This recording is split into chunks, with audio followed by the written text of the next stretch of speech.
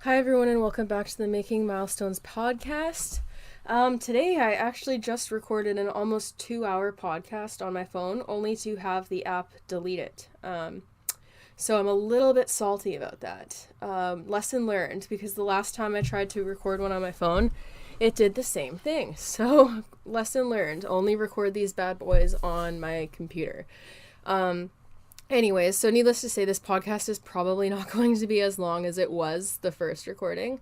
But with that said, now I'm kind of annoyed and I just want to get it up because I was literally done it when it deleted itself. So, yeah, anyways, we'll just jump right into it then. So I wanted to do a podcast talking about horse ownership, how to be a good horse owner, or how to just be a good horse handler if you don't own your own horse, and also just being a little bit easier on ourselves as owners, and what advocacy and good welfare can look like for people who don't typically have as much control over their horses. And what I mean by this is that a lot of horse people do board their horses out, or even if they do self-board, they're either boarding, paying a fee to board at a public facility and do self-board, or perhaps renting land. So either way, they don't have full control over the facility because it's not their property. So there is a huge lack of control in horse care for horse people, especially if you're on full board, or especially if you're a lesson student riding lesson horses, or especially if you lease. And this lack of control renders people unable to necessarily do things exactly the way that they may want to do, even if they know that there's a better way, a kinder way, a way to achieve better welfare, a way to provide for their horse more. They may be limited in what they can do based off of the situation that they're in. And this is something that I have felt because it is hard to not have full control. For example, I rent, so the field that my horses are in, I rent the field. The rest of the facility is run as a boarding facility, and I just do self-board for my horses, and I just have the access to the one field that they're in. And then I do try to rent grazing pasture over the summer to turn them out in. But again, none of the property itself is mine. So in terms of actually bettering it and doing things the way that I want to do, I'm limited because, for example, in theory, I could want to make a paddock paradise system. However, doing that on a property that is not mine, even if I get the permission to do so, the thousands and thousands of dollars on footing alone would be money that is essentially just being lit on fire and left here when I do leave, which I would like to do eventually because I would really like to have my own farm eventually. So it's difficult because I'm limited in how much I would put into a property that's not mine. Another good example is that I was looking at other facilities to rent for the horses, and I found one that in theory looked really good because it was 14 acres, which is obviously a lot of land, and it would give you a lot more freedom to rotate horses on and off pasture. But the problem with that facility is the fact that the fencing and footing of the fields were so not taken care of that it would be tens of thousands of dollars in fencing and footing to actually make them usable. So I would be paying for damage that was not caused by me, and I would be putting in thousands and thousands of dollars worth of work and material into fixing a property that is not mine. And when you're renting too, if you sign a year lease, okay, you're guaranteed to be there for a year. But if you put $30,000 into fixing a property, and then at the end of that lease, your landlord decides they don't want to continue leasing it, that sucks. I know people who that has happened to, where they've put a lot of money into fixing a property only to have the lease end much sooner than what they were led to believe it would. So that's another good example of how you can be limited in care. And then with full board, it can be limited in the types of hay that they offer, the types of grain, the turnout situations, because a lot of full board barns don't do group turnout, or they'll have individual paddock turnout, or they won't do overnight turnout, and horses will have to come in at night because those are the rules of the barn. So it doesn't really matter if the owner believes that their horse should have friends, or the owner wants their horse to stay out full time. If they don't own the property and they are not allowed to make those calls, they're at the mercy of the situation that they're in. So I thought that this would be an important topic to discuss because in terms of welfare advocacy, I think this is a very important thing for people to consider because it helps remove blame from yourself, and just helps people to realize that part of welfare is doing what you can with the resources that you have access to. So for me with my horses, they're not in the perfect situation I would like them to be in. I wish they had access to a several acre field, even hundreds of acres of forested land, natural streams, hills, different types of terrain, and just the amount of space that they could need to have a real big horse herd and just be horses. I wish that I could provide that for them. However, I live in an area where it is very wet, and generally speaking, the most normal form of turnout that you get when you're boarding is just like a paddock or an in and out paddock with shelter. It is very hard to find year-round 24/7 turnout in groups. Very, very hard, especially in a boarding situation. So as far as things go, my horses are quite fortunate for the area that they are in, even if I don't love the whole situation, and I wish that they'd have more space. On top of that, like, the other thing is too, like, not owning your own property. Like, I don't own any heavy equipment to make fixing the field easy. We were lucky enough to rent my uncle's excavator last year to do that. However, we can't always do that. And when stuff piles up after the winter with like how wet it is here, you can't move all of the muck and clean the field yourself by hand, because the amount of time it would take by hand is probably like 50 times the amount of time you could do in a machine, and you'd be able to do it better with a machine. Plus, like, when it's wet like this, moving material even with a machine when it's wet, you can't always do. You have to wait for drier times. So the field gets mucky over the winter. And unfortunately, because we had an atmospheric river this winter, for those of you who don't know, it's like huge portions of rain and precipitation coming down. That is like the amount of rain we were getting in over the course of the month, more than that, all in the course of like 2 or 3 days. So we did redo the footing before this winter, and it was looking really great. But then when all that wetness came in, it washed away a lot of what we did. So it was basically just like lighting money on fire. And then, of course, the muck and everything piled up with the weather. And since we don't have machinery to use, like, it was very difficult to get wheelbarrows in and out, and we had to use the gator a lot of the time. That's the one piece of machinery that I can use, but you can't use it to like push and haul wet footing. We just use it to pick by hand and put stuff into, and then drive it out, because we couldn't get a wheelbarrow through the ground because it was so saturated with water that if it was like even the slightest bit heavy, it would just sink into the ground. So they're in way more mud right now than I would want them to be. However, like, we've nailed down someone to come and clean the field for us with a tractor that we're going to be hiring to do that. But the weather has to cooperate, because they can't do it when it's really wet out, because the footing is way too heavy even for heavy machinery to move. So I can look out there and it stresses me out because I want it to be fixed and I want it to be done. But realistically, I can rationalize the fact that they will survive until we are actually able to do that, and that I'm doing the best I can in the situation that I have available to me. And additionally, like, with the fact that they have a stable herd, they're all able to live out together full time.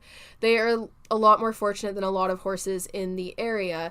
So I can also recognize that, like, they may not have everything I wish to provide for them one day, but they do have access to a lot of ability to practice species appropriate behavior. They have free choice forage, they have their friends, and they have the freedom to go wandering around and do things, even if I wish that their turnout was more engaging. And this is the mindset I think more horse people need to adopt, because when we're consuming information that is being put out there that criticizes a lot of traditional care practices and points out some of the welfare implications of them, it's really easy to start feeling crappy about yourself. And a lot of people's way of handling that is to deny the information itself and pretend that it's not relevant, or that it doesn't apply to their horse, and that, like, every horse is different. Not all horses need friends, not all horses need free choice forage, and not all horses need freedom. Even though there's not really a whole lot of evidence that that is the case, and it's just an easier means of the person having to grapple with the discomfort of not being fully satisfied with their situation, maybe, and then having scientific fact and research information also further point out the fact that it's not an ideal situation. So I think that it's important for people to look at their situation, look at the pros and cons, and also still be able to recognize the weaknesses, but then understand when they are doing the best that they can with the resources that they have to offer. Because, for example, if you're boarding and you're at the mercy of your boarding facility, and you found a boarding facility that feeds good quality enough hay, that has good staff, that takes care of your horse and has decent turnout, but isn't everything you'd want it to be, and maybe doesn't offer group turnout. If you're in an area where it's very hard to find group turnout, or where the places that do offer it, the turnouts are too small and there's lots of fighting in the groups and so on and so forth, you can look at that situation and go, okay, my horse is alone, but they have a shared fence line, they have this, they have that, and the alternative would potentially be more dangerous and more stressful for them, or I cannot yet provide that alternative, so I'm doing the best that I can. And you can do that while recognizing the fact that horses are herd animals who are supposed to be interacting with each other, and supposed to have the ability to interact in groups, and supposed to be out full time moving strolling around grazing with their heads down. You can recognize all of those things while also recognizing the fact that you're doing your best with the situation that you have. Similarly, people who have horses who have IR sensitivities and cannot go out on large amounts of grass. In theory, you could be at a place that has beautiful, luscious turnouts, and you could wish to death that your horse could go out on that paddock. But if they have something that renders them unable to do so, you can recognize the fact that the best you can do is providing them with free choice hay that is safe for them to eat in little slow feeders and moving it around their area that they do get turned out in so that they can try to practice more normal grazing behaviors. And basically just add enrichment to make up for the instances where the situation your horse is in may be lacking. And that's doing the best you can for your horse. That's being a welfare advocate, and that's advocating for the best interest of your horse in the best way that you can. And the reason why I bring this up is because I find that a lot of people get super defensive when information is being shared that conflicts with their beliefs or what they were taught and led to believe or how their horse is cared for. And they're very quick to jump on the defense and try to be like, oh, well, my horses are different. Not all horses need group turnout. Not all horses like being out in a paddock. Not all horses want to be out of their stalls. Some horses like their stalls. And they'll just start making excuses for why what is very credible science doesn't apply to their horse, rather than considering like, hey, I'm doing the best with the resources I have, and like the reason why my horse is stalled is because they're on stall rest, or the reason why my horse can't have friends is because I don't have control over this facility and I don't get to make that call, and there's not anywhere that I can find where I would be allowed to do that in a safe way. And you can acknowledge the information that is put in front of you. You can appreciate the validity of it. You can learn from it, and you can use it to enrich the life that your horse has, and try to make changes to make it better where you can. So, for example, horses who are on stall rest or horses who don't get as much access to turnout as what they'd need, you could do stuff like getting them toys, getting them different types of hay feeders, getting them different types of hay, getting them little horse-safe forage branches that you can replace daily so that they can have foraging behaviors within the stalls, getting them different types of toys like hay balls, lickets, Kong equine, or anything like that where they can just kind of interact with it, and it provides them with a little bit more enrichment and entertainment to make the best out of a situation that may not be quite as ideal. And that's what you can do to advocate for your horse and be a good owner in the circumstances where you may not have the amount of control that you wish you had. And I think that we need to talk about that more, because a lot of horse people view it as black and white, where it's like, if someone says that horses need friends, freedom, and forage, and my horse is not getting all those to the fullest extent, then I am a bad owner. And that's not what it has to be. You can be a good owner while recognizing the fact like, hey, my horse does not have the perfect situation, but a lot of horses don't, and I'm doing the best I can with the resources I have, and that being aware of where you are lacking in the care is how you can actually start to enrich and better the life of the horse within the situations that they have, within the situation that you have available to you.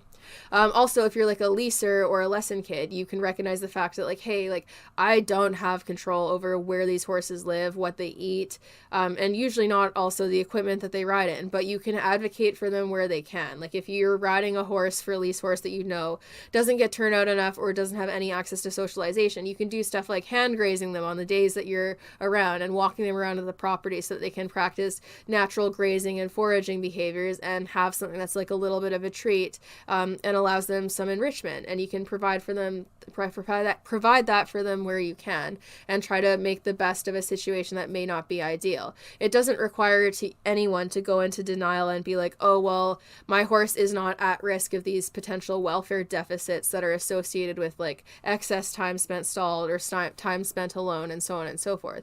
You can acknowledge the risk factors of certain care practices and try to mitigate them with what is within your power. And that doesn't mean that you're a bad owner. And I bring this up because when I share a lot of this information and I'm trying to sharing my views on like the stalling is a big one, because that's one that I'm pretty passionate about, because it was something that I deprived my horses of for a very, very long time. So it's something that I'm really passionate about educating people on and sharing about, because it makes such a huge difference in horses' behavior on the ground and under saddle, and when they're just hanging out by themselves in their turnout area or wherever it is.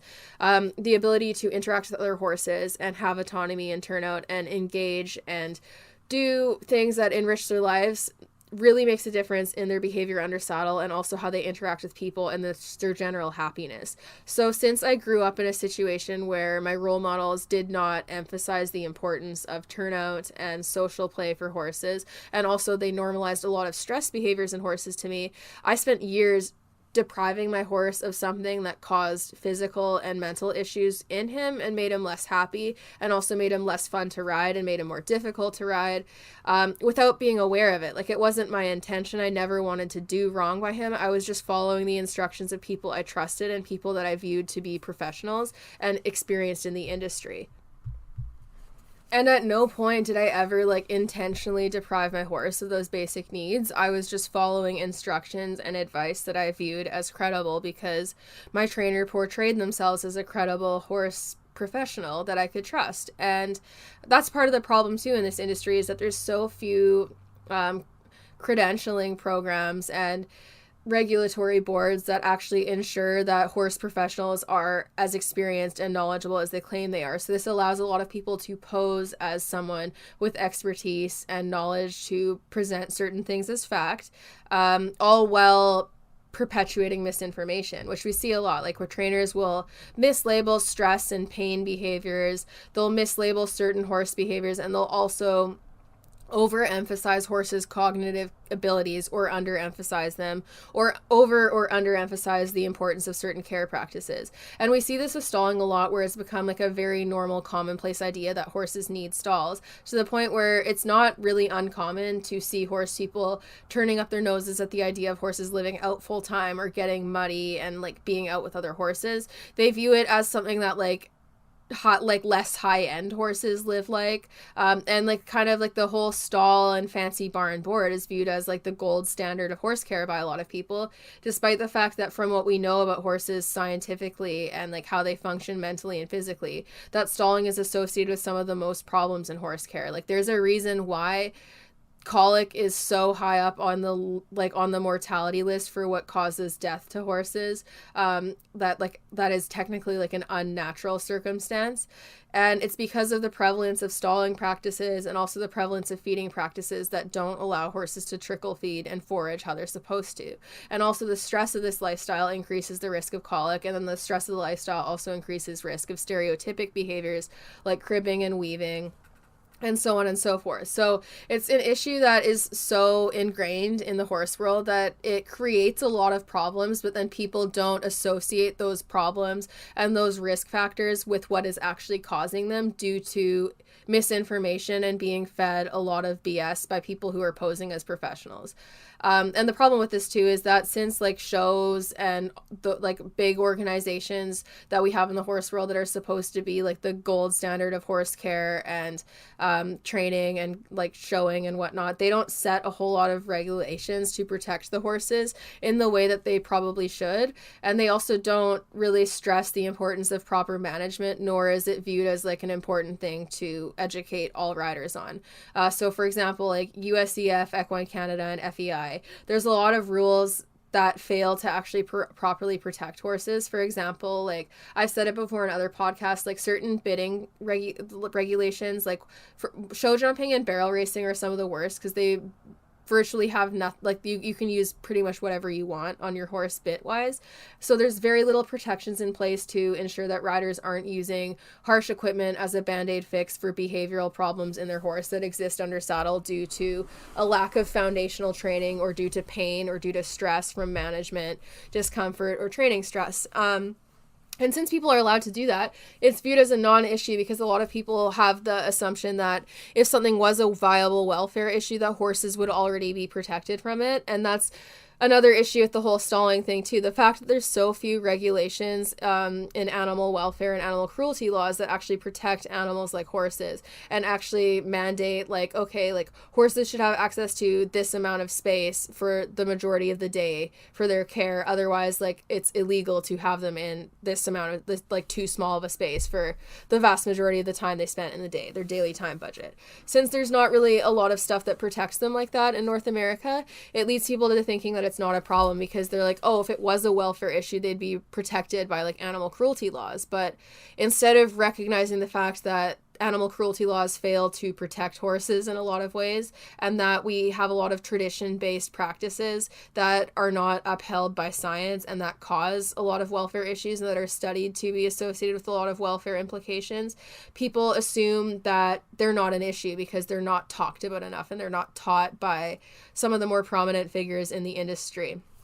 And this kind of allows people to let themselves off the hook, but it comes from a place of undereducation and ignorance, and also a largely tradition-based industry that is really, really led by money. So people who have the money to be prominent in the industry and go to lots of shows and buy fancy horses are viewed by a lot of other people within the horse world to be more experienced and more knowledgeable and have the better standards of horse care, when that really isn't the case. Like, in fact, there's quite a few studies out there that actually show a greater instance of conflict and stress behaviors in upper level competition horses versus horses who are either not competing or are competing at the lower levels.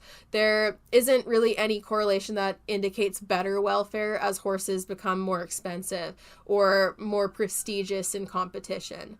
So it tells us that competition isn't a good way to judge welfare, nor is the prestige of a certain rider or trainer. And yet this is what people seem to value the most in the horse world, because people value show results and general like reputation over factual information that is heavily researched without bias.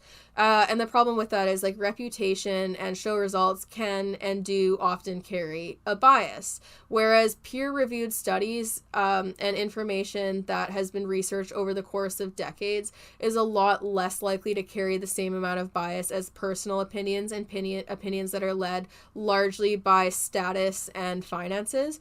Because, like, for example, like, how prominent someone is in the show world is a status thing. Whether or not they are rich, if they are well known in the horse community and a famous upper level rider, they have status. And that status means that they can say a lot more things and have them accepted and viewed as fact, whether or not they actually are, than the average person can. Whereas on the flip side, someone who does not show and is not as well known in the horse community and doesn't have like impressive accolades in the show world, they can say things even if they have a better education and they're more researched and they have like credible evidence to prove what they are saying. They are a lot more likely to be discredited under the basis of like, oh, you haven't competed to X level or you haven't done this or that, so you don't know. Because people have this mindset that like upper level competition horses or certain breeds or certain disciplines are inherently different than the rest of the horses as a species, when there's no evidence of that. Like, we see the same trends in horses in terms of the deficits they experience from being stalled too much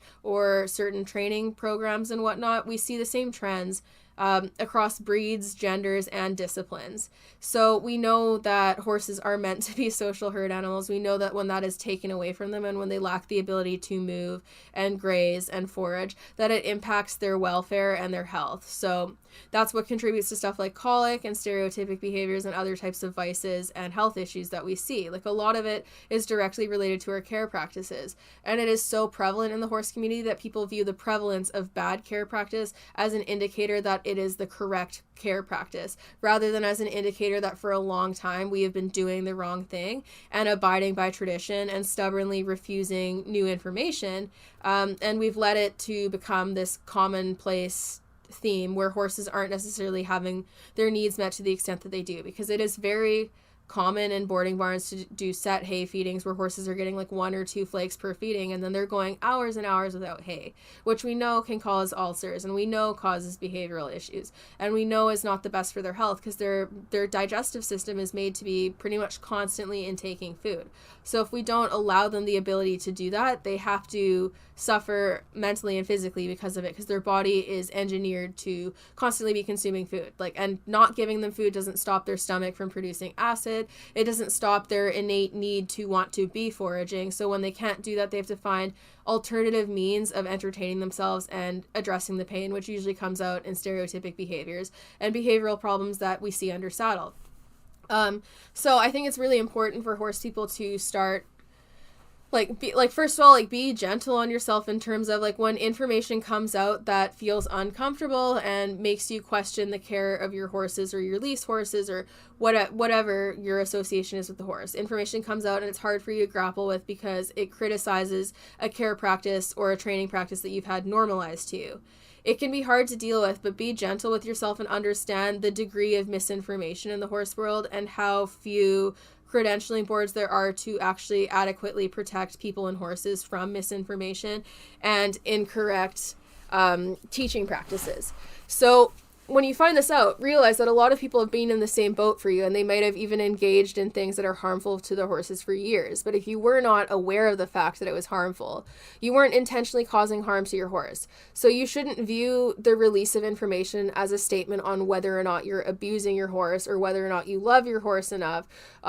You should view it as information that you can intake, and then you use it then to try to better the care where you can, instead of being closed off to it and being so sensitive to it that you don't want to view it for what it is. Because a lot of people, instead of being open to information and learning how to define a credible source versus one that is not credible, they will just immediately refute and choose to disbelieve any information that conflicts with their current beliefs. And this is cognitive dissonance, and it's not helpful to the horse or the rider because it stagnates the growth of the rider, and then the horse unfortunately has to deal with the implications of their rider refusing to believe factual evidence.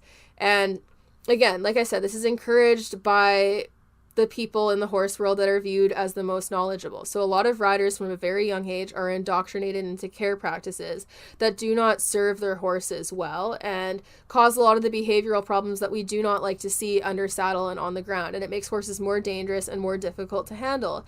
But a lot of people aren't aware of this correlation because it's not taught to them. A lot of people aren't taught how to read basic behavioral cues for horses or what actual proper management for horses should look like and what some of the major missing components in good management are in the average care of the horse. And because we've continued with this tradition for so long, and because there is not a standard of education for all riders across the board, and because people don't often respect credible, factual, scientific information more than they do the opinions of big names in the horse world, we are kind of in this circular problem where we create a lot of behavioral problems that will then be blamed on other factors that didn't actually cause them and are then used to justify to further deprive horses of fair training and welfare practices. So it's kind of a self-fulfilling prophecy because a lot of the behaviors people don't want to see and a lot of the behaviors people use to justify isolating horses, keeping them stalled, or certain types of harsh training practices are actually the result of bad management and bad training, but then they're used to justify bad management and bad training. For example, horses who are aggressive to other horses. A lot of horses grow up poorly socialized, they grow up frustrated, they have ulcers and other types of discomfort due to poor management practices and frustration from not being able to socialize, not being able to move around enough, and just being chronically bored. So then, of course, they don't know how to interact with other horses and they will be aggressive. Or, of course, a horse who is stalled most of its life, when you put it out in a big open area, it's going to run because, first of all, it has a ton of energy that it has not been able to release for years. And secondly, it's overstimulating and scary to be going from a very restricted, understimulating area to suddenly a large area where they can do lots of things and there's lots of things that they can watch and see going on. It can be very hard for an animal to cope with that, and there's a certain level of adjustment period that should be associated with that.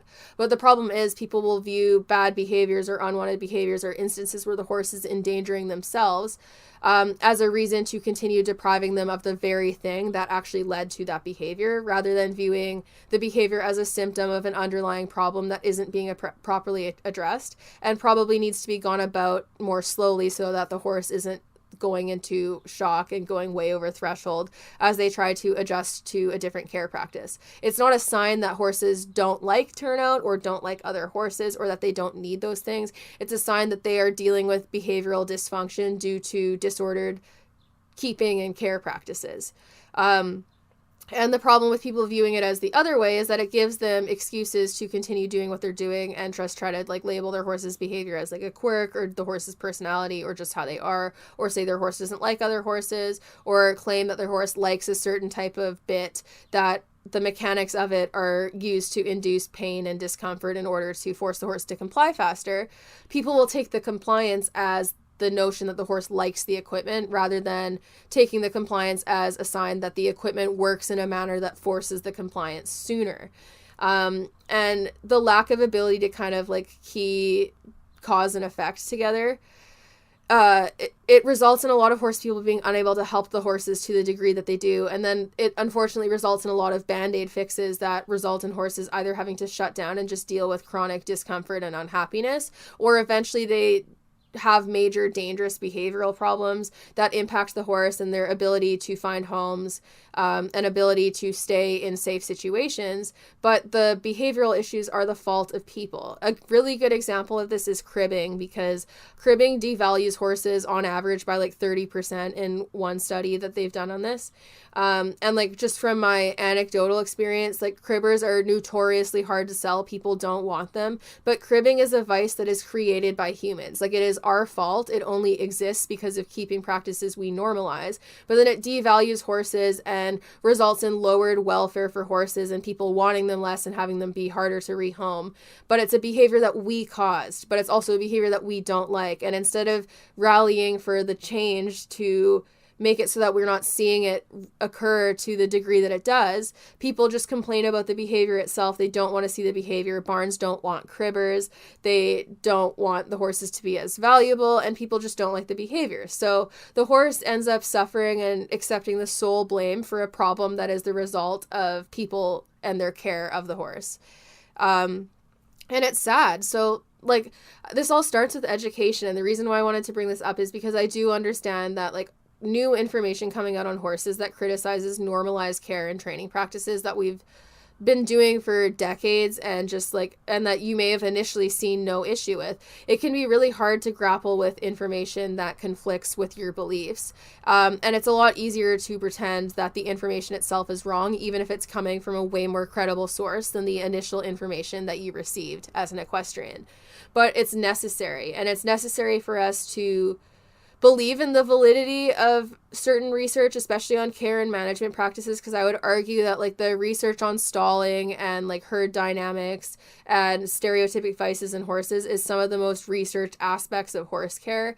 And you'd be hard pressed to find any studies that find positive correlations with time spent stalled, where there's like positive welfare correlations, because there's just such a consistent outcome in stalled studies showing like higher instances of lameness, behavioral issues, stereotypic vices, colic, digestive issues in time spent in horses with the time spent stalled increased. So since we know this, like, even if your horse is stalled more than what you want them to be, or even if they're on stall rest, being in denial of the reality of the risk factors is not helping you or your horse. In fact, it robs you of the ability to make changes in enrichment and what you offer your horse that could help your horse avoid development of certain types of mental health issues like stereotypic vices or colic and other risk factors like that.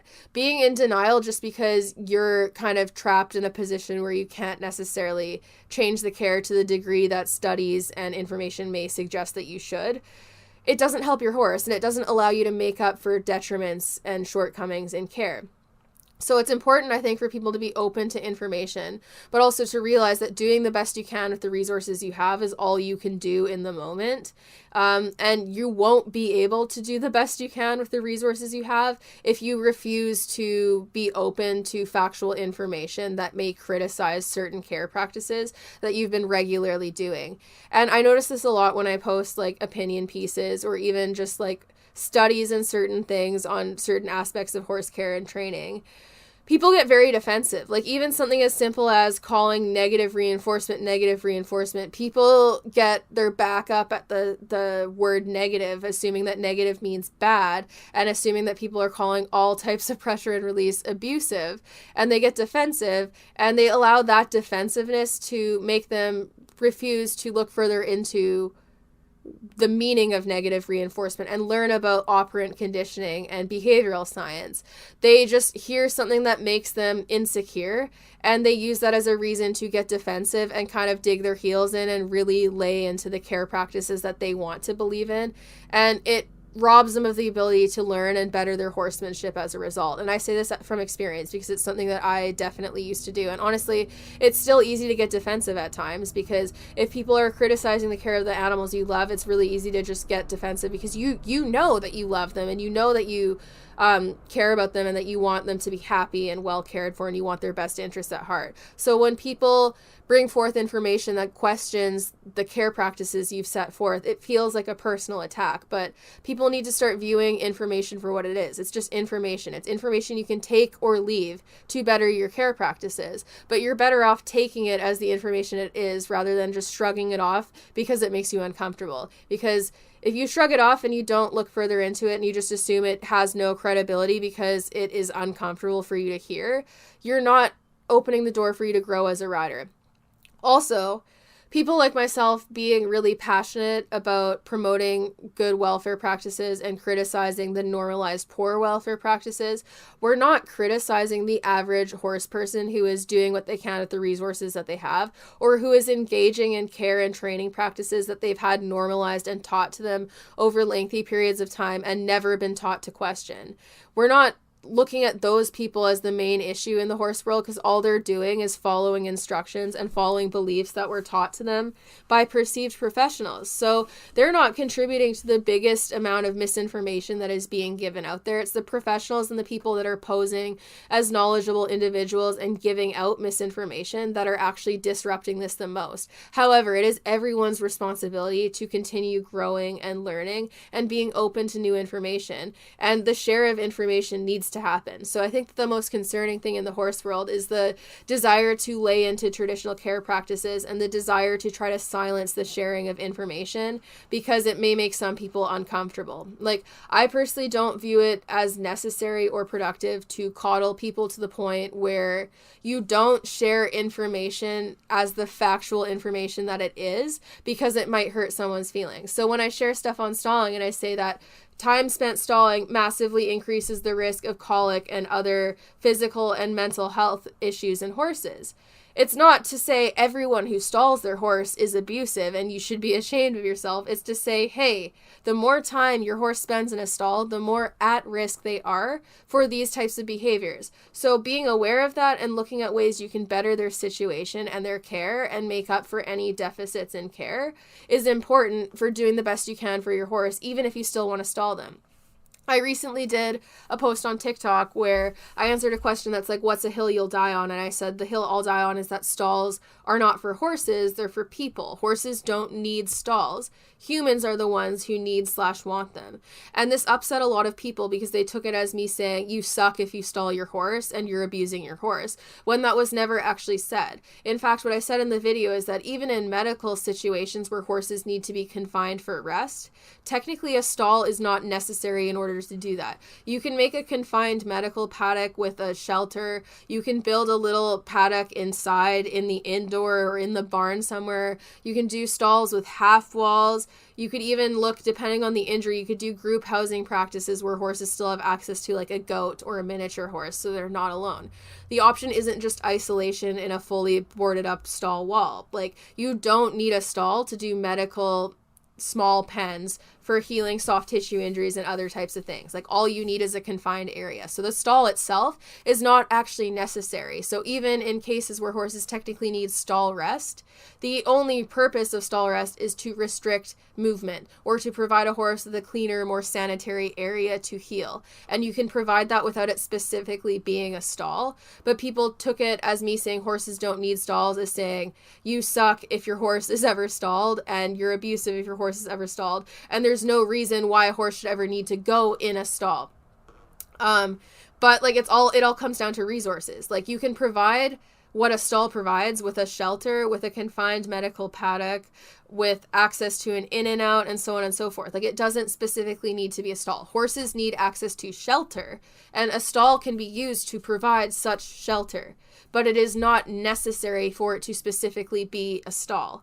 And the way I went about saying this offended a lot of people, and it got them super defensive to the point where even when I said, if you're using a stall for stall rest, I'm not telling you not to listen to your vet. Like, use the resources you have. All I'm saying is that you don't, like, people can provide what stall rest provides without it specifically being a stall that the horse is standing in. Like, you can confine them in other ways. And it made people really defensive, and it made some people feel like they need to justify and explain their horse care, which I found a little bit silly, because it's like, if you're using a stall for your resource as a shelter, you're using the resources you have access to. But it is important for people to consider the fact that we built stalls for human convenience and purposes that are specific to us. Horses themselves do not have an innate need to be separated and isolated from each other and go into a small box. Even like medical rest, like it's in the best interest for the horse in that circumstance because they are healing an injury or an ailment. But the act of being confined and isolated is not something that a horse has an innate need for. So if you're depriving horses of innate species-specific needs for medical purposes, that is a lot different than people doing it out of sheer preference or out of just not being aware of what horses actually need. So looking at like the realities around how horses are intended to be cared for and how their minds and bodies actually work, it's not about achieving perfection and just like taking it so black and white where you go, oh, time spent with increased stalling increases risk of colic, so anyone who stalls their horse is someone I should not respect and is someone who clearly doesn't love their horse enough. That's not what you should do. You should look at it as stalls have become normalized and commonplace to the point where it is very hard to find situations that horses can live and grow up in that do not involve stalling. And the way that we've traditionally built stalls is with the intention of isolating horses from each other. Now we know better, so we can start to reform the way in which we view the traditional modern barn being built. Like, we can start to look at group housing practices, in and out stalls, so horses at least have the autonomy to seek when to leave the stall. Even just access to an in and out stall with a small paddock can dramatically reduce the instance of stereotypic behaviors and stall vices. So it's just kind of reforming that way and like starting to go, okay, we don't need stalls to be fully boarded up with wooden walls that don't allow horses to see each other. We could do half walls because that allows for mutual grooming. We could do bars because that allows for horses to touch noses. And we can start to provide the necessity of social interaction for horses, even in cases where they cannot go out and group field turnout or be living out 24/7. But that first requires us to recognize the shortcomings of current care practices, which cannot happen if people are so in denial and so desperate to be perceived as the perfect horse owner who has care that is without any detriment, which honestly, how many horse people can say that? Like, any animal owner, there's probably something that could be improved in the care of your animal in theory, but it doesn't mean that that thing is immediately available to you in a feasible way. But like, there's very few people who are caring for people or animals in a perfect way. Like, we're imperfect creatures. You make mistakes. Even if you're very well intentioned or going out of your way to do what's best for your animal, you can make mistakes out of ignorance, which is the case for a lot of horse owners because of the amount of misinformation that is out there. It's not about perfection. It's about recognizing modern information, learning about credible sources and how to define them, and then applying that to your situation in the best way you can.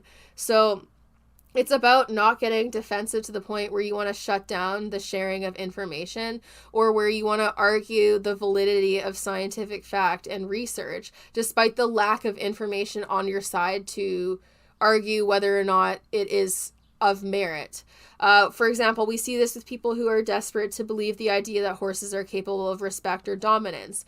And a lot of people that believe this, they're not necessarily the ones that are actively seeking to dominate their horse or punish their horse under the assumption that their horse is deliberately disrespecting them. A lot of people don't use this mindset for that purpose, but they still believe it. However, perpetuating the idea that horses can deliberately respect or disrespect people, or that they seek to dominate each other or humans for the sheer purpose of dominance and being more powerful, that's harmful because it gives license to the people who do use that as a reason to be abusive or cruel or to be extremely punishing and blame the horse for things. It normalizes the idea and gives them license to justify higher levels of punishment under the belief that their horse is deliberately disrespecting them when they offer an unwanted behavior. So even when people don't use that mindset to do that to their own horses, perpetuating it as a valid mindset impacts horses in a negative way, because the mindset is so frequently used to blame horses for their behavior and assume that horses are deliberately doing things to piss us off or disrespect us or assert dominance over ourselves or horses. And this results in people viewing resource guarding behaviors as dominance based when they see horses fighting. And they'll view horses as dominant or being assholes, and they'll want to label them. And the labeling of that and misconception of how horses actually think and function results in poor welfare practice, even if you're not the one directly contributing to it.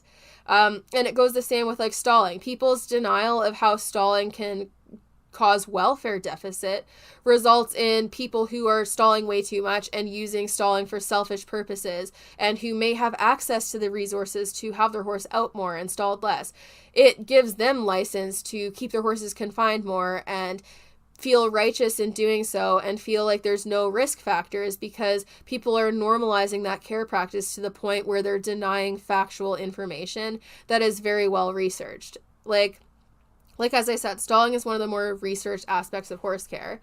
But with like the whole respect thing in horses and how they understand things, like we know what the horse brain looks like. Like they have dissected it. They've done brain scans. Like we know horses do not have a highly developed prefrontal cortex, which is the portion of the brain that would be associated with understanding complex cognitive things like respect. And even if they did, the thing with respect is that it differs from culture to culture. Horses do not understand human culture. They learn how to interact with humans through trial and error and through being reinforced or corrected for certain things. And it teaches them how to interact with people in a way that is most likely to get them what they wanted, or most likely to keep them out of trouble. It has nothing to do with respect. So even if they could respect each other, and if they had the brain capacity to do so, their idea of respect would be entirely different from how humans view it. Because even between different cultures, like Western culture, what we view as respect in North America could be very different than how people show respect in Japan or other areas like that. And you could end up accidentally disrespecting someone in their culture while maintaining a respectful attitude that would be viewed as respectful in your culture. So even on the off chance that we find that we've completely misrepresented how the horse's brain works, if horses are capable of that higher cognitive function, there's no reason to believe that they're also capable of being able to understand and define how humans want to be respected. There's absolutely no context for them to do that. They don't speak our language. They are herd animals. They're flight animals. They're very different from us in terms of their thinking capabilities, because it's all engineered in their function as a flight animal. So with that in mind, like I think it's foolish for people to be so set in their ways that they refute pretty significant scientific research and evidence on the off chance that perhaps something that criticizes the current school of thought will arise and show that everything we've currently believed in research and the direction that evidence is headed is wrong. It makes no sense to latch on to the possibility that it could be wrong so hard that you refuse to believe where the evidence is headed.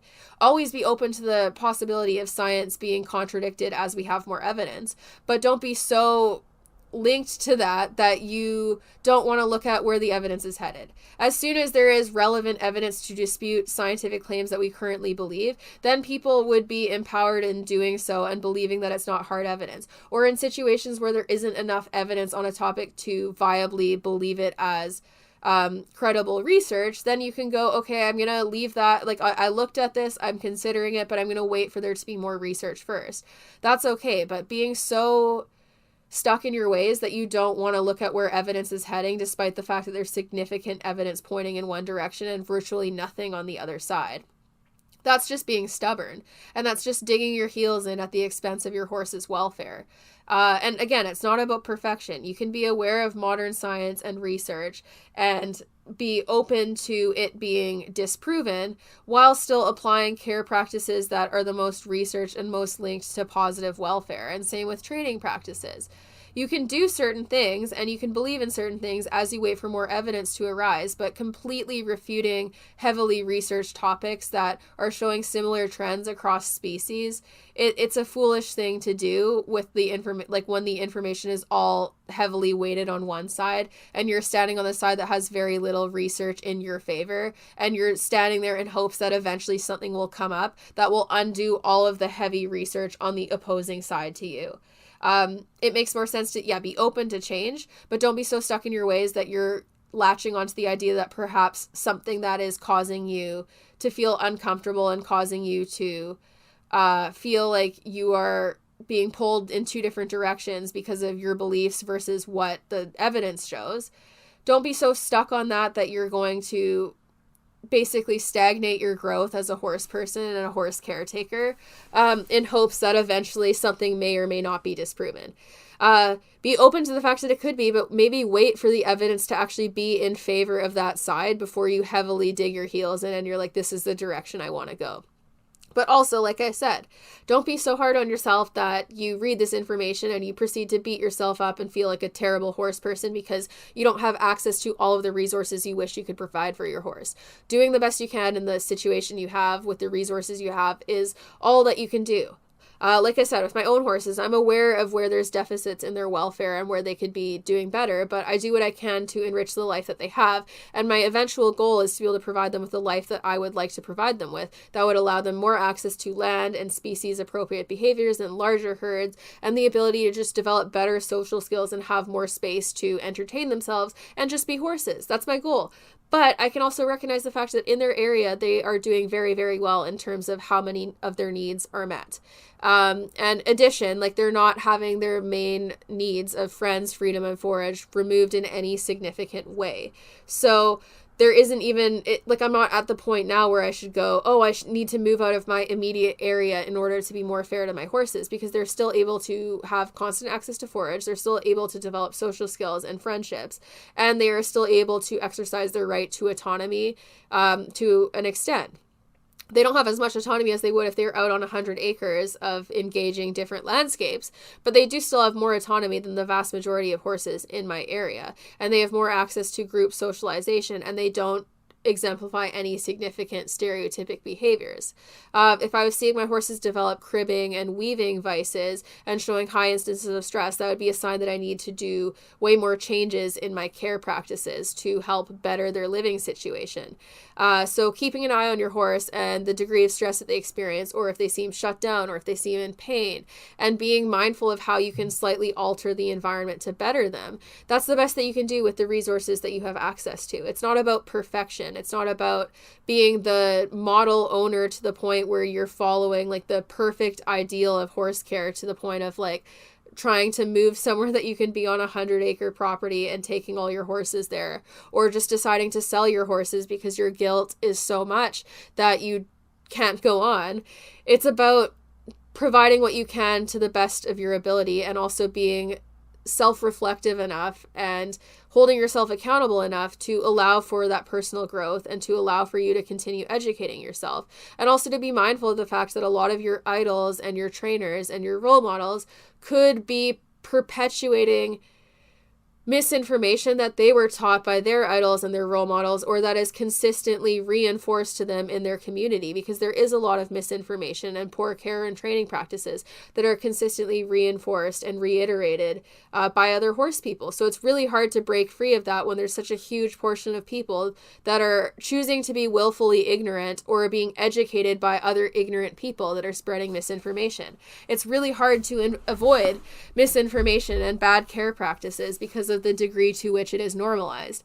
So like being aware of that and being gentle with yourself as you grow and better your practices is something that's necessary. Making mistakes that you made when you were ignorant and when you weren't aware of the extent of certain issues or certain training methods and their deficits, making mistakes then, you made them without knowing what you were doing. It wasn't intentional, but when you know better, you can do better.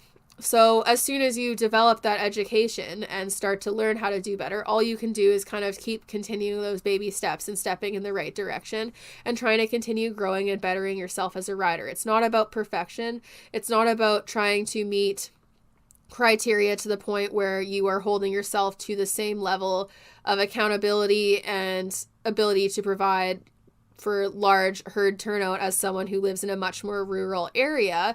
It's about looking at what you can do in your area and also what you can do with your schedule and your own abilities. For example, if you live in a city and there's no turnout in your city, but if you travel 20 minutes outside of that city, you can find a better living situation for your horse. It might be worth considering commuting a little bit further to better your horse's welfare significantly, because it would allow for you to enjoy your horse more, because improved welfare results in improved behavior and less problem behaviors, and it would just be happier for both you and your horse. So there's options to consider, and it's about weighing out the pros and cons and doing what you can in your situation rather than feeling guilty or lashing out at other people because they're offering information that makes you feel uncomfortable. Because hiding information and not presenting fact as fact because we worry about hurting people's feelings, that's not how we grow as a community. It is the responsibility of the human being that is reading the information to deal with their feelings. It's not the responsibility of people sharing it. And this isn't to say that we should just be like bullying people and saying things in a really mean way. But if you're presenting information as fact because it is researched as that, you shouldn't have to feel guilty for people being offended by that or feeling targeted by that, because they are projecting that onto you. It is not your responsibility. And this is something that I've had to learn with being online too, because obviously I'm a very opinionated person and I share a lot of things. But people feeling reactionary or targeted by what I say when I'm sharing generalized opinions, that is them projecting their own internalized guilt and insecurity onto me and what I am saying, because they are treating a generalized opinion that never was about them as if it's a statement on their specific care, something that I don't know anything about. And I can't preface everything I say with every possible exception to the rule, because that's not reasonable to do so, and that would require trying to consider everyone's exact situation so that I can go, oh well, like if this happens and you have to do this, that's fine, like that you're still doing the best that you can. Like I can't think of every specific instance to say to make everyone feel included and feel not targeted. At the end of the day, it's your job as a horse advocate and owner to deal with why certain information or certain posts or certain riders or certain people make you feel the way that you do, because your feelings are your responsibility. And honestly, there was a lot of people online that triggered me with what they posted, and most of them were posting stuff that was well researched and factual, but made me feel insecure because of my preconceived notions and beliefs that I had been taught by less educated people. And it was never actually the person themselves that was the problem. It was me internally, and that internal struggle that I then projected onto the person and let color my opinion of that person, sharing information that made me feel targeted. And of course, sometimes people share information that is so far off base and so inaccurate that it does trigger me from the standpoint of them sharing information as if it is fact, despite the fact that it has been disproven or is not well respected by anyone with the education to actually produce such information as fact. It's triggering to me because they're spreading misinformation, and I'm aware of how that can impact horses negatively. So that's a little bit different, but I think like even then it's like up to me to realize like why that's triggering. And for me, like a lot of that comes down to like feelings of lack of control, because I feel like I lack control in even my own horse's care, because like I said, I don't own the property and I don't have full control of things to the extent that I would like to. And lack of control to better horses' welfare situation, and also just people's willful ignorance and desire to believe information that is poorly researched or has been completely disputed. That's triggering to me because it's something that I used to do, and I've seen how it negatively impacted my horse at the time, and it's something that has taken years and years of personal growth and reflection to grow out of. So I'm well aware of how that ignorance and how that stubbornness impacted me and my horses, and it's much more personal to me because of that, and that's why I find it more triggering for people to put out misinformation. Similarly, as a professional in the industry, I see a higher instance of horses with problem behaviors and vices and dangerous behaviors that are the result of bad management practice or cruel training practices, and I see directly and specifically how these things impact horses and their behavior and how hard it is to fix those issues that they create. So I see a higher instance of horses who have been wronged by normalized bad care practices and bad training practices. And because of that, I'm way more sensitive to the gravity of the situation because I see the fallout that harsh training causes and that certain types of management practice causes. I see how the degree to which it impacts horses, then I also see how they become better and how much their behavior is changed when they then have access to more species appropriate care practices and management practices like social turnout, or even just the access to free choice forage, or even just being treated for ulcers. Like I see how how changing their training and care impacts them positively, but I also see the degree of negative care practice impacting horses to a much greater extent than the average horse person, because my job is directly linked to getting those types of horses specifically, because those are the ones that come to me the most, are the ones that need different types of care and like more of the science-based methodology, because the other traditional, more common means of training that are easier to access and way more prevalent in the community did not work for those horses. So even owners who aren't initially open to positive reinforcement and treat training, or even just the idea of their horses being out and turnout, they're more likely to come to me because I am their last resort after they've tried all the other ways.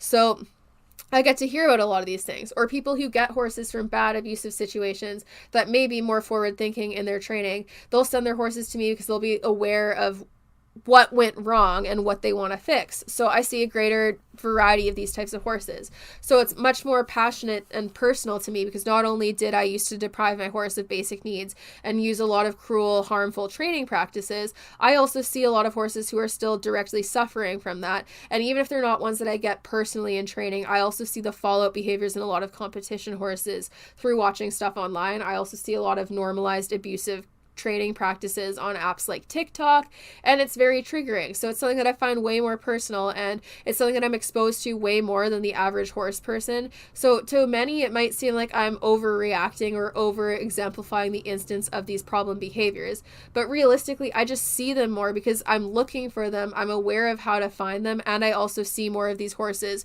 who have these problems because they're the ones that are coming to me in the greatest quantities. So it's something that's so personal to me, and it's hard, and I get triggered easier by certain things because of that. And it's also my job to try to figure out how to navigate that. And it's been like an educational learning curve to try to figure out the best ways to put out information and the best ways to share my opinion on certain hot topics and address certain things in a way where people are the most likely to be receptive. But like, I've found that like no matter how much I've softened my voice and no matter how I try to explain things, that people who are reactionary, they'll watch like the first few seconds of the video or the podcast, and then they won't listen to the rest of it, and they'll base their opinion off of hearing what they already didn't like and never seeing it through. So I can never make everyone happy because people choose not to listen to what I am saying in full, and they choose to draw their own conclusions of my beliefs and how I'm feeling, regardless of how hard I try to explain things. And the same goes for people who are really, really rigid in their extremist views, even if they're advocates. Like, it's kind of similar to what we see with the extremist vegan takes, where they vilify anyone and everyone who is not vegan, and take such a hard line where they basically view it as, oh, anyone who isn't trying as hard as I am within like what I view as trying hard is just a bad person and doesn't care about animals enough. They fail to view the full scope of the situation and like view it as like an educational learning curve, and also with what people have access to, because with like, especially with veganism, like there's a lot of diet and health based stuff too, and also what people have access to in their family, what they have access to in their community, and so on and so forth. Oversimplifying it to the extent where you go, anyone who's not as committed to this as I am is a bad person, is failing to recognize the holes in education that a lot of people experience and the misinformation a lot of people are fed, and also what they actually have access to in their community, because they can want to do better, they can want to do things more ethically, but there's more than one pathway to that, especially when you factor in what resources people have and what is immediately available to them. So with horses, it can be appreciating the fact that someone who is in a city environment has acknowledged the research on stalling and acknowledged that time spent stalled can lead to behavioral detriments and health detriments, and then trying to do as much as they can to limit the amount of time their horse spends in the stall, even if the situation is not a perfect situation. And like on the veganism standpoint, it can be someone eliminating red meat from their diet or choosing to only get farm meat from like not factory farmed meat, getting farm fresh eggs, getting actual free range eggs. Like for example, me and my eggs with my chickens, I view our chicken eggs as technically vegan because the chickens would eat them if we didn't, and our chickens are well cared for and they're happy and they have autonomy and they are not kept in little tiny cages all stacked on top of each other, shitting all over each other. Like they have a good life, so I feel comfortable with doing that. And similarly, if I went to like a horse show, for example, and my horse has to be stabled at that show, I can recognize that that's not ideal. But when I do that, I take my horse for way more walks, I stuff way more nets in different areas of their stall, and I'm conscious of how much more stressful that is for them. And that's also why I've made more of a habit of hauling back and forth to local shows rather than stabling there, because for me it's easier because I don't have to come driving out there multiple times a day to care for a horse that would otherwise be staying on my property. It's also better for my horse. And those are little things that I can do to better the lives of my horse and be more conscious of their needs that don't really inconvenience me that much and they're not that difficult to do, but they're things that I can take on to better their lives. So it's about doing the best you can in your situation that you have access to. And it's also important to realize that a lot of the people who are like impassioned animal advocates that are sharing information, their goal is to educate people into bettering their horses as much as they can, because doing something a little bit better is better than not doing anything at all and just staying stagnant and apathetic. Changing a little bit and moving towards the ideal welfare situation is better than just not moving at all and digging your heels in. So sharing of information and trying to help people out, it's about creating those little changes that kind of have like a snowball or domino effect where people are they realize that certain aspects of like changes in care or changes in training positively impact their horse and help them achieve things that they wanted to achieve easier or make their horse more enjoyable to work with. And then they start trying more and more things in that direction. So sharing education and like people talking about like positive reinforcement and talking about harsher training methods and how they're not necessary, like the harsher training methods, not positive reinforcement. It's about trying to get people to move further away from the harshness and further away from outdated training methods that we know to be more problematic and have a greater instance of poor application. It's about helping direct people away from that and into a more positive direction, not about immediately assimilating everyone into being exactly the same and on the same type of path and wavelength as any advocate may be. Because honestly, like I have a lot of friends who are in like the whole science-based training realm, and a lot of them use positive reinforcement way more than me. I use way more pressure and release than a lot of those people do because of my community and where I am in the horse world. And sometimes I get clients who really don't want me to feed their horses treats. And if it's a behavior that I feel like I can train ethically enough without use of rewards, I will do it. But I've hit the point now where if I'm working on extreme fear-based behaviors like bad trailering issues, tying, and so on and so forth, I don't like doing it without reward, because reward is faster, more ethical, and happier and more comfortable for the horse. So I like staying with things that I know work, and since I've done that enough times and I know that it's faster, I'm more firm on that. However, if I have a client who wants to send a horse to me to be trained in a way where I use non-escalating pressure and release, and I'm going to handle the horse in a softer, more considerate way than a lot of other trainers in the area, I'm still doing that horse a service by taking it on, even if it's not like the perfect, fullest extent of the most ethical approach that you could take. And I also view it the same with like the racetrack, for example. Horses at the racetrack are stabled like when they're not working most of the time in North America. I know that this is not ideal, and I know it's not the most ethical practice, and I know that if this were changed, that we would see a dramatic difference in the behavior of these horses. So I very much believe in, like, promoting change in that industry and promoting the idea of like even just day paddocks for racehorses, because I firmly believe that the vast majority of racetracks do have the space for it. It's just about allocating space differently, because they use so much space just for patrons that are coming in to spend money, not for the horses. The horses are there running, earning the money for the casinos and the racetracks. and they deserve to have their well-being taken into account more. So I think that most tracks in this world at least have some level of space to help better the living situation of the horse, even if it's just doing stalls that allow for more socialization. And I think that that's possible, and I'd like to see us move in that direction. However, I can also acknowledge the fact that a lot of people that are currently in the racing community have grown up in the racing community and have been exposed to the racing community from a young age, and it's all that they've known. It's their main form of income, and those people can love and care for their horses, and they can handle them as ethically as they can in that environment, but they are limited by the industry that they are in, and even if they would like to see changes, they can't make them happen immediately. So all they can do is be the stepping stone to the changes that they would like to see and be the most ethical in the situation that they're in. So I can appreciate the fact that there is a lot of people at the racetrack that I respect as horse people and that I love how they handle their horses, and I appreciate that, while acknowledging the fact that those horses are stabled too much and that we would see a lower instance of stall vices and stress behaviors and behavioral issues in those horses if we made some changes to their management. On top of that, I can also recognize the fact that when I am working at the racetrack, if I have to lead a horse around in a lip chain because it is so pent up from being stalled so much that it is dangerous for me to handle, I can acknowledge the fact that the lip chain works in a way that's very aversive and uncomfortable to the horse, and I can acknowledge how it works, and I can acknowledge why it works. But for my own safety and the safety of not losing someone's horse in that situation, I may lead them with a lip chain if I absolutely have to, and I will lead them with a nose chain because that's kind of the normal standard practice there. I don't have to agree with the practice itself. I can acknowledge how we could render that practice unnecessary if we made some changes to the care of the horses. But when I'm in that scenario, I have to keep myself safe, and I have to handle the horse in a way that keeps them as safe as possible. And I can acknowledge that it's uncomfortable and that it's unnecessary and that we should move towards the idea of not needing to do that.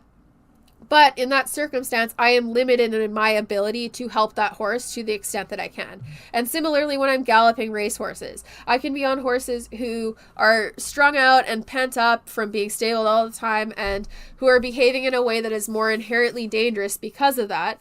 And all I can do in that situation is offer them a safe outlet for that behavior and ride them as kindly and ethically as I can in that situation, and also promote the type of change I would like to see. So if I can manage a horse who is notoriously difficult typically with less equipment than what it used to go in, that is a win to me because I'm showing people that soft, nice, kind riding makes a difference, and it shows people that it is possible to use less equipment and that you can have a horse actually be more manageable with less equipment than with more.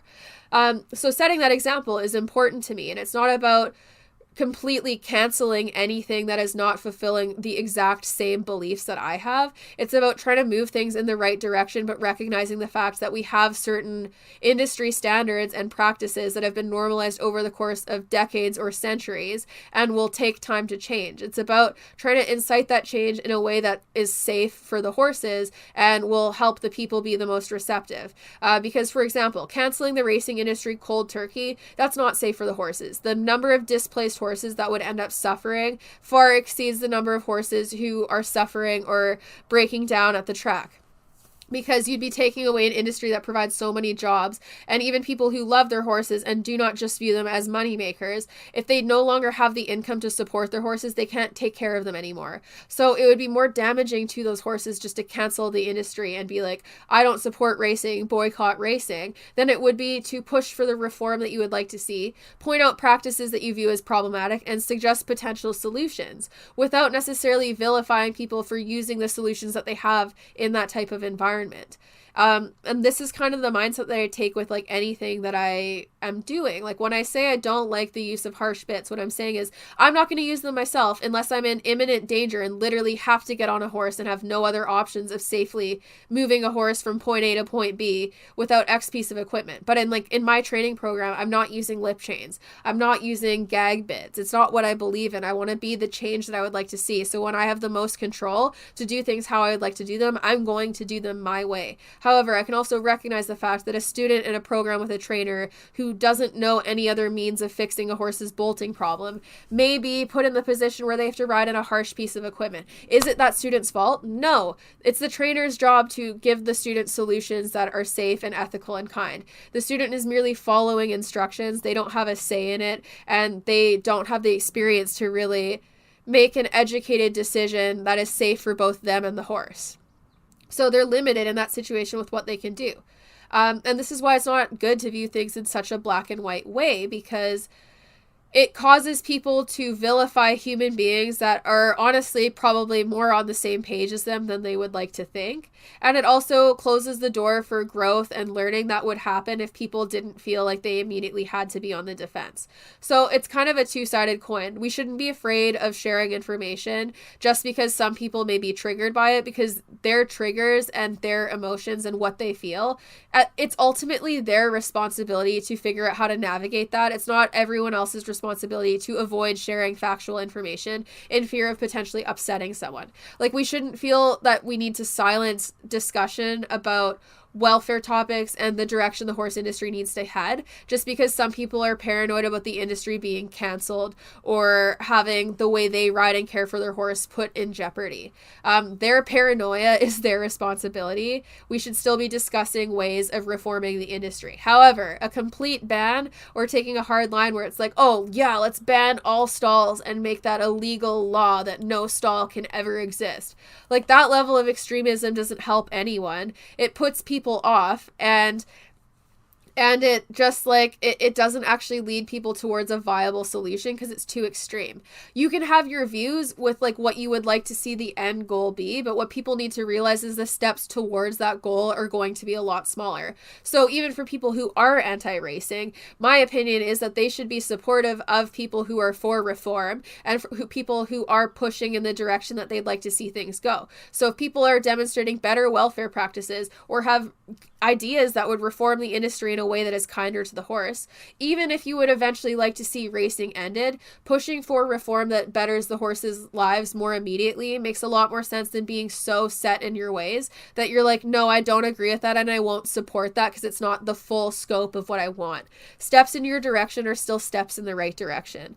So yeah, basically what I'm saying with this podcast is like, I know that I say a lot of things and I have a lot of opinions on horse care that may make people feel targeted. But honestly, if you come sit down and talk to me like face to face, my views are not as rigid as what a lot of people think. It's not about vilifying anyone and everyone who uses a certain bit or equipment. It's about re-educating people so that it renders the need or the desire to use that equipment unnecessary because they have other tactics of getting to that goal, or you've addressed the behavioral problems that are causing the issue that they felt necessitated a certain type of equipment.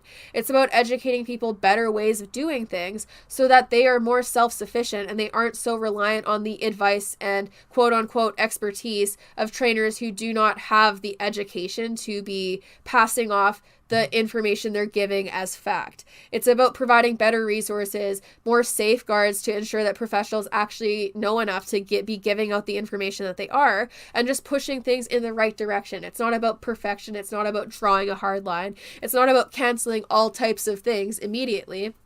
It's about moving in the right direction so that even people who currently need to use harsh equipment, they have their horse's needs addressed in a way and any discomfort or pain addressed in the way that they no longer need that equipment. So for example, people who overuse draw reins, teaching them how to build up a horse's biomechanics from the ground up and do so in a productive and safe way that has better results than the draw reins. Soon they don't have a need to use draw reins because they have a better course of action of getting to the end goal. They just felt stuck in the moment that they chose draw reins because they didn't know another means of achieving that goal, and maybe the people helping them had no other solutions other than that, so they felt trapped and they sought out what was available to them to help change that.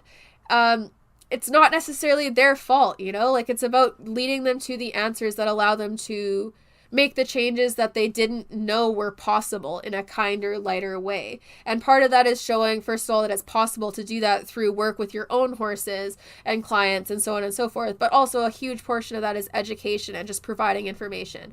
And that's what I try to do on my platforms. Is I try to provide information. I try to share my opinion. I try to talk about where I came from and what caused those changes and why this is so important to me to talk about, because I know so many people love their horses and they want to do right by them, and they're not even aware that they're doing wrong by them in the first place. They want to do the right thing, and they want to have a more harmonious relationship with their horse. They want to have a calmer, happier horse. They don't want to be dealing with a high instance of behavioral issues all the time. They want the right solution, but then they feel like a trapped animal, and when people point out some flaws in their care, then they lash out like a trapped animal because they don't know a solution that's viable, and they feel targeted and attacked because they're doing the best that they can with the information that they have and the knowledge base that they have and the resources that they have. So it can be a really hard position to be in, and I understand it because I have been there. However, it is the individual's job to try to continue educating yourself. And I also think that we need to move towards the idea of like trainers trying to allow their clients to be more self-sufficient and providing them with the tools so that they can think and make decisions on their own without being so reliant on a trainer or a barn owner to do it for them. Like, it's so common for students and horse owners to not know how to fix certain problems in their horse under saddle, or not know how to set up their horse's diet, or not know enough about trimming and shoeing to actually advocate for their horse. So the education is so key, because the more we know, the more we can advocate for and help our horse and feel confident in doing so. But these types of practices that we normalize, it's very about not having the horse owner be as sufficient as they probably should be. It's just about education and re-educating people and changing your views. And like I said, there's no shame in making mistakes before you knew better, especially when you're following the advice and expertise of role models that have told you that they are knowledgeable and made you think that they are who you should believe and that they're a credible source to go to. It can be really hard to put that much faith in people and then find out years later that they weren't helping you or your horse in the way that you thought that they were. And it's devastating.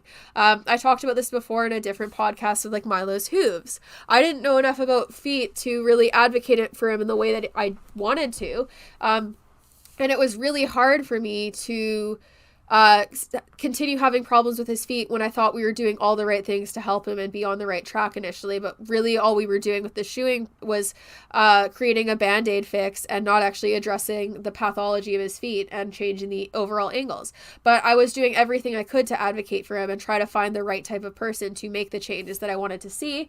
And I was being misled by people who were perceived as having more knowledge than me and perceived as being more educated on that topic and more able to help him than I was. And the same thing happened with my Arabian, with like how I was training him. Like, I rode in draw reins all the time. I used really harsh bits all the time. I was really harsh and punishing on him, and I got frustrated with his behavior under saddle because he was very spooky and he would always bolt, but he was stabled way, way too much. So when I did eventually move him to a place where he was out 24/7, the difference in his behavior was one of the most eye-opening things to me, and it required absolutely no education on my part other than just the sheer comparison of knowing how he had been for literal years on a daily basis for riding versus the immediate change as soon as he started going out. There was nothing that spoke more volumes to me than that. So I think that another part of this entire thing is for horse people to consider trying new things. You can think in your head that positive reinforcement won't work, because I used to, but when you start applying it and seeing the difference that it makes, you'll start using it more and you'll realize the validity of it, and it'll cause you to learn more and open your eyes more and kind of become more open-minded to new training practices instead of closed off to ones that we have been told again and again by people who have also never tried a different way that they don't work. It's up to us to kind of try new things and be willing to experiment and learn about new things and put ourselves in discomfort in order to learn and grow and become better people. Like, you have to be in discomfort sometimes in order to better yourself as a horse owner and equestrian. And that's a necessity. So here's to, like, first of all, holding yourself more accountable, having a thirst for knowledge, but also not holding yourself so accountable that you blame yourself for beliefs that you had, that you were taught by people that you thought were more knowledgeable than yourself, and maybe they were, and things that you learned earlier on and kept with you due to not ever being taught a different way, because all the people around you represented the same thing and were doing the same thing. It is very hard to learn in that environment when you're consistently having your beliefs reinforced by everyone around you. It's like an echo chamber. So don't beat yourself up for that growth. Don't beat yourself up for being stuck in a situation and not having an immediate means of leaving it instantly. Do what you can and be mindful of the fact that decisions and things that you did in a place of ignorance, or that you did under the guidance of someone who's supposed to be more experienced than you, they're not reflective of who you are as a person, and they're not reflective of your character or your love for horses. They're reflective of your role models and who you believed and what you were taught. It's not your fault if you were taught misinformation by people who were perceived as professionals and who were there to guide you and failed to do so properly. Not your fault.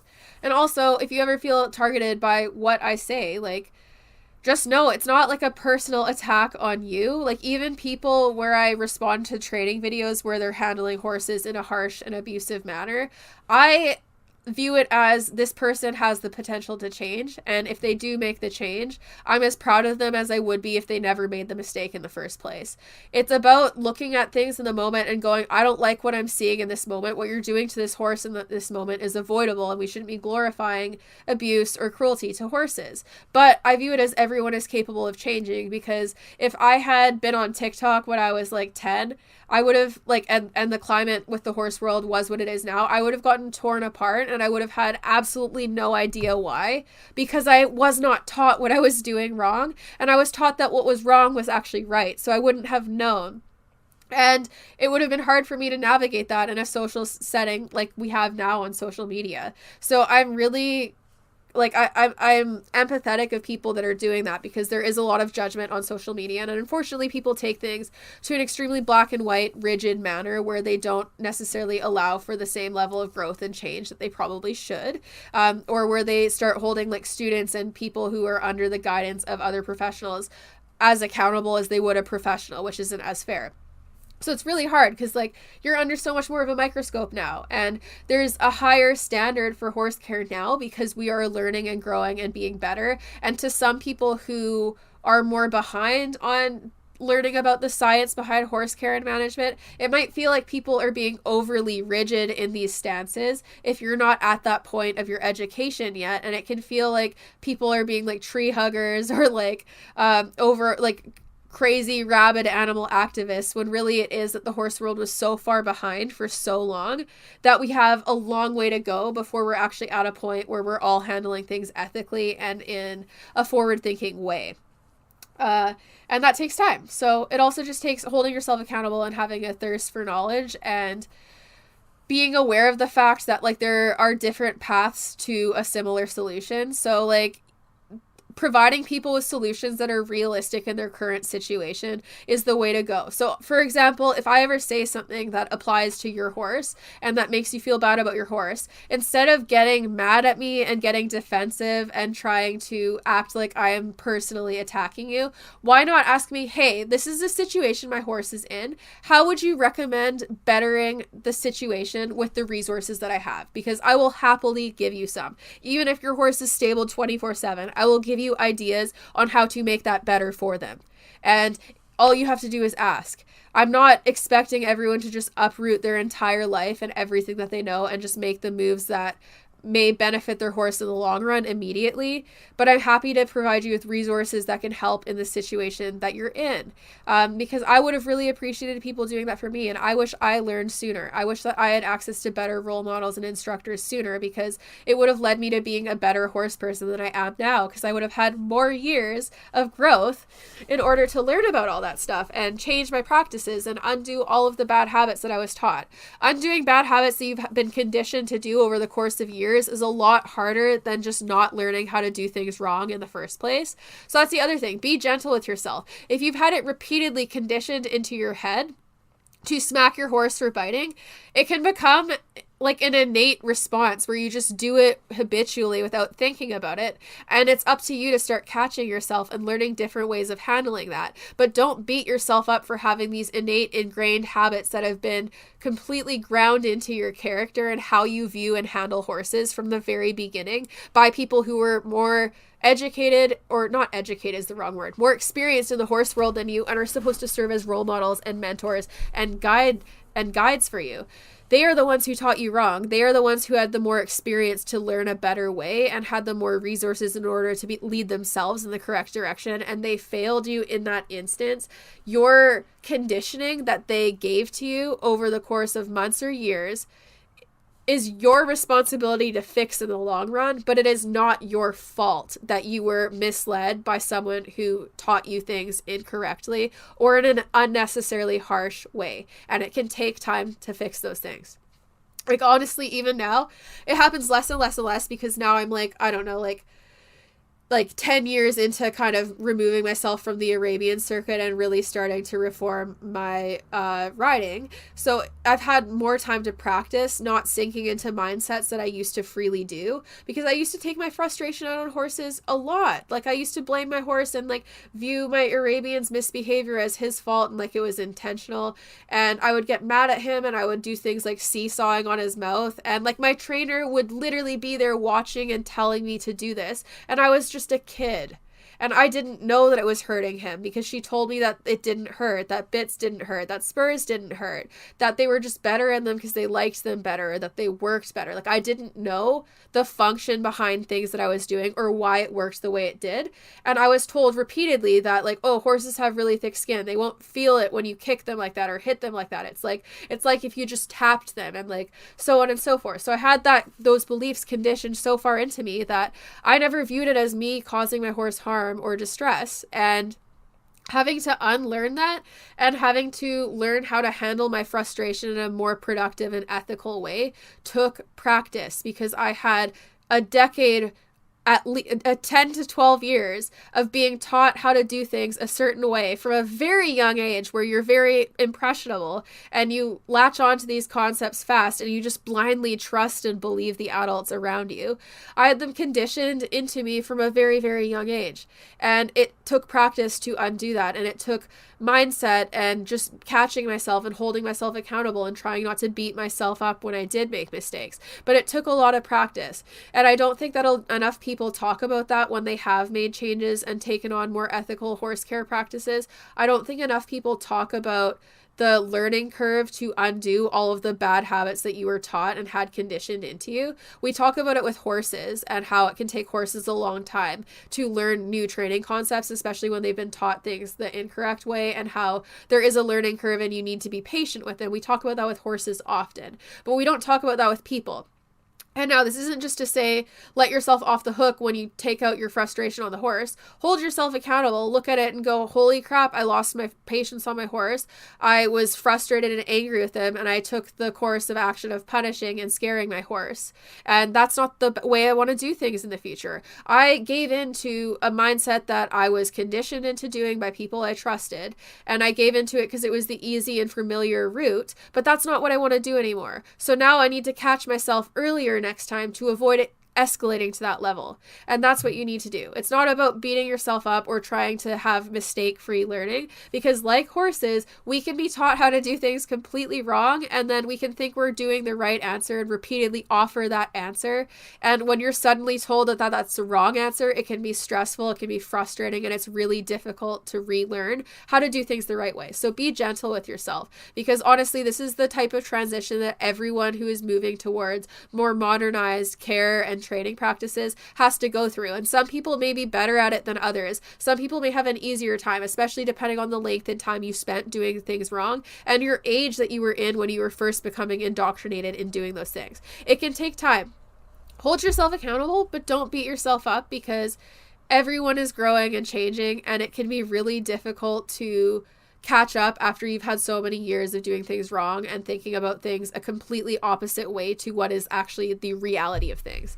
So it takes time. And honestly, for me, I also noticed with my mom too, like my mom grew up in the Arab circuit as well, and she she learned how to do things in a very similar way. And she also grew up in a city where her horse was stabled all the time. And literally no one ever touched on the fact that stabling horses 24/7 was a welfare issue. And when you're around everyone else who's doing the same thing and their horses are engaging in similar behaviors to yours, even if all those behaviors are stress behaviors, it's normalized to you. You have no idea. And we're also talking about times where the internet wasn't what it was today. Kids growing up today that are in situations with trainers that are being taught wrong things, they're more likely to uncover the correct information because of the internet access that they have than anyone was before we had that access. Now, with the amount of equestrians that can gather together in groups or on Instagram, Facebook groups, chats and whatnot, you have way more access to learning resources that can help pull you out of a mindset that is unhealthy.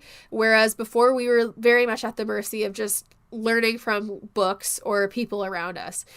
So for my mom too, it's been a learning curve, and we've both kind of been learning together because she was involved in it for way longer than me. And like she had discomfort about how horses were handled in the Arabian circuit as well. It's not like she just blindly followed all of it, but when she did voice concerns, she was very quickly shot down by trainers and people who were professionals and perceived as more knowledgeable. So she didn't really have comfort in advocating for herself because she was humiliated and made to feel like she didn't know what she was talking about, and she had no means of fact checking to the degree that she has now. So she's been learning and changing how she views training and care of the animals, and it's something that we've had to do with like our horses and our dogs, and it's a learning curve.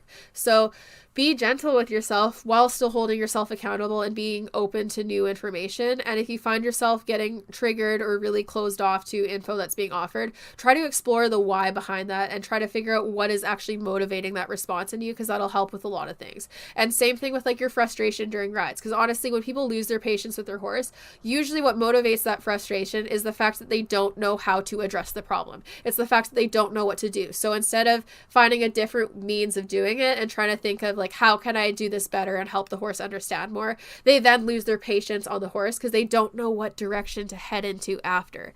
So it takes practice, and we need to all kind of help support each other by sharing information and trying to modernize the horse world, because honestly, like, it's our responsibility to make the changes that we'd like to see. And if we don't do that, the horse world is going to go under and have issues, because we're highlighting now on social media, especially, how few people are motivated to change and how many people are willing to cling to ignorance and publicly defend harsh and abusive training methods of horses, because they're brainwashed. Like, I'm not saying that it's because they're just mean and they don't like horses, but they've been indoctrinated into normalizing harsh and unfair care and training practices to an extent that the average human being witnessing horse care and training will not do. So when a normal non-indoctrinated person sees it, they look at it for what it is and they're appalled by people defending it, but they don't understand the level of misinformation that's behind those reactions, and they have no context of that. So it's up to us to kind of try to give context to those people, and it's also up to us to try to educate and share things so that people can learn and they can come across information organically that may help them. And that's why I like doing the info posts and the podcasts and stuff, because people can choose to listen to them. And if they don't like it, they don't have to follow me, they don't have to look at my stuff, they don't have to listen to it. They can just move on and take what they like and leave what they don't. And that's up to them. Like, my opinions are my own. A lot of them are rooted in science and backed by like scientific research and fact, but they're my viewpoints and my opinions on things are completely centered around how I've grown up and like what I've witnessed, and also like my job as like a horse person as well. So it's based on my life. I've not lived your life. I don't know what you've gone through. I don't know how trainers indoctrinated you into certain views, or like how you were treated. Like, I was bullied when I didn't do things that my trainers didn't wanted me to do, and I was made to feel small and embarrassed, which is why I just started to do things without question. And undoing that and relearning how to have a voice for myself took practice. And it's taken lots of practice. And even within the last 2 years, honestly, I've learned how to be more outspoken and set boundaries and advocate for myself more, because I've been put in really uncomfortable situations where it was kind of like do or die, like where I have to speak out and assert myself, or I'm just going to continue to get mistreated by people. So it's been a learning curve where I've had to learn how to do that. And it's not easy, and it takes practice, and it's okay if you're not there yet. It's okay. So anyways, that's today's podcast. It actually ended up being longer than I thought. So now I've freaking spent 4 hours trying to record this podcast. Oh my God. Anyways, so yeah, that's it for today's podcast.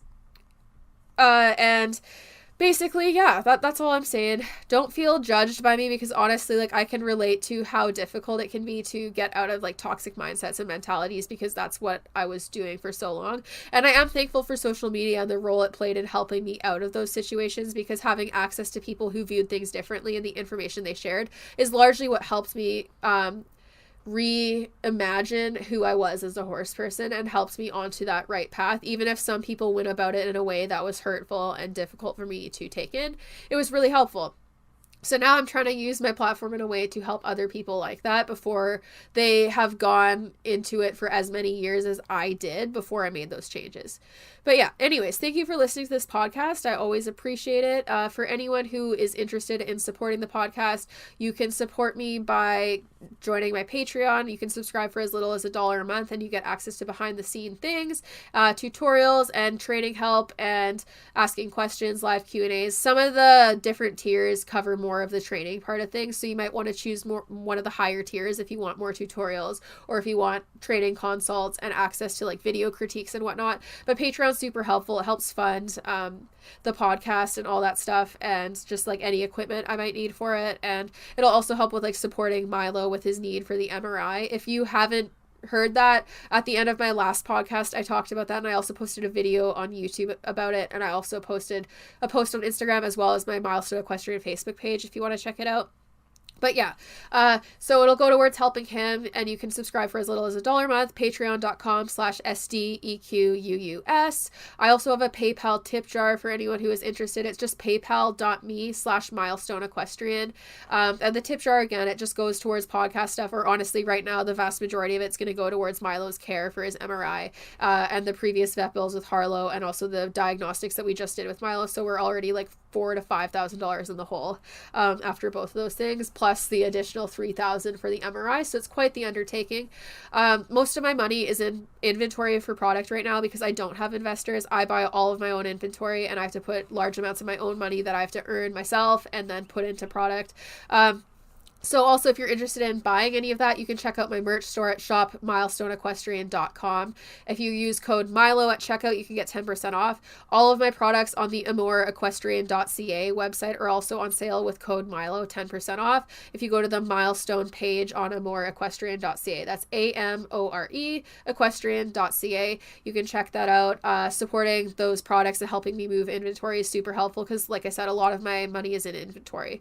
And yeah, I'm sorry, like the bridles and stuff sell out really fast because of that as well, because I don't have the revenue to bring in as big of inventory quantities as what large companies can. It's not like a marketing ploy or anything. It's the fact that like I am a singular human being who is putting thousands of my own money into products, but doesn't want to put so much in that I absolutely sewer myself if it doesn't sell. So it's very scary, because yeah, like it's money that you put out and you're hoping you see it back at some point. So yeah, shopping my stuff, sharing any of the stuff like my YouTube videos or any of my merch stores or the Patreon to help people see it is really helpful. Sharing these podcasts, supporting these podcasts, all of that stuff kind of helps support me in helping my horses and their care, and also just helping me with the costs and the time associated with putting like 4 hours into podcasts like this when things don't go well, and also doing the tutorials and the infographics and all that stuff that I do, because it is time consuming. And honestly, like throughout my work day, including training horses, like I'm working almost the entire day. Like it's very hard for me to turn off work mode. Even when it's technically in my time off, I'm doing stuff on my phone and trying to figure out ways to allocate resources and revenue to do stuff like helping Milo, and also like product inventory and all that stuff. So it's difficult, and it like any of the help that people provide by like sharing, supporting, purchasing products and stuff. It's so appreciated. Like, I appreciate everyone who had kind words to say about Milo, who shared their similar situations they've had with their horses with good outcomes, and also just like said their love and support. And also anyone who donated or purchased products, I really appreciate it. It's super helpful, and it's really humbling to see how willing the community is to come together to help Milo and how many people love him. It's really nice to see, and I so appreciate it. So thank you again for everyone who has done that. And yeah, if you're interested, all of those links will be down in the description of this podcast, or you can just type them into your search engine. Also, for anyone who's interested, you can use my code SDEQUUS, SDEQUUS, for a discount on Mad Barn supplements. Mad Barn has free shipping over $40 in the US and Canada, so that's super convenient. They'll deliver it right to your door. I never have to go out and get supplements anymore. My horses are doing super well on it. I really like their stuff. You can also get a free diet analysis from them up on their website if you're interested. So I highly recommend checking that out, especially if you're looking for ways to like improve your horse's hoof health or overall health. They have a lot of great products, and they'll help you set up the right plan for your horse's diet with what they're eating right now. So thank you for listening. I'll keep everyone posted on Milo. He's going in for his MRI on June 6th. So for now, it's a waiting game until he does that. We don't really know what we're dealing with, and we don't really know if we're going to proceed to do the arthroscopy, because if he has something that's acute or needs treatment, it doesn't make sense to put him under general anesthetic for an invasive procedure like an arthroscopy. So it will be, it's kind of up in the air right now, but yeah, I'm trying to move product and get all the stuff in order so that I could pay for that MRI and hopefully continue to restock my products, because it'll be hard to do when most of my revenue is going to be going into this, and obviously Milo takes priority. So for anyone who's interested in buying products, especially if you want to see like a restock of stuff, I need to move more products before I can reasonably restock huge amounts. I do have a restock of the bridles coming on its way, so that will be here soon.